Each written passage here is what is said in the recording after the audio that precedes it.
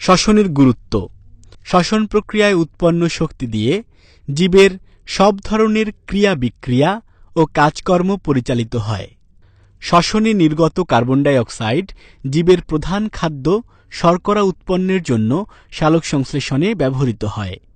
এ প্রক্রিয়া উদ্ভিদে খনিজ লবণ পরিশোষণে সাহায্য করে, যা পরোক্ষভাবে উদ্ভিদের বৃদ্ধি ও অন্যান্য জৈবিক প্রক্রিয়া চালু রাখে। কোষ বিভাজনের প্রয়োজনীয় শক্তি ও কিছু আনুষঙ্গিক পদার্থ শ্বসন প্রক্রিয়া থেকে আসে, তাই এ প্রক্রিয়া জীবের দৈহিক বৃদ্ধিও নিয়ন্ত্রণ করে।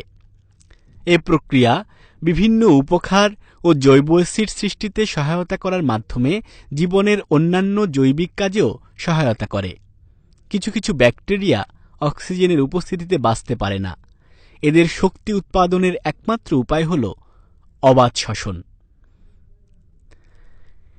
এ প্রক্রিয়ায় ইথাইল অ্যালকোহল তৈরি হয়, যা বিভিন্ন শিল্পে ব্যবহৃত হয়। ল্যাকটিক অ্যাসিড ফার্মেন্টেশনের মাধ্যমে এ প্রক্রিয়ায় দই, পনির ইত্যাদি উৎপাদিত হয়। রুটি তৈরিতে এ প্রক্রিয়া ব্যবহৃত হয়। ইস্টের অবাধ শ্বসনের ফলে অ্যালকোহল ও কার্বন ডাই অক্সাইড গ্যাস তৈরি হয়। কার্বন ডাই অক্সাইড গ্যাসের চাপে রুটি ফাঁপা হয়।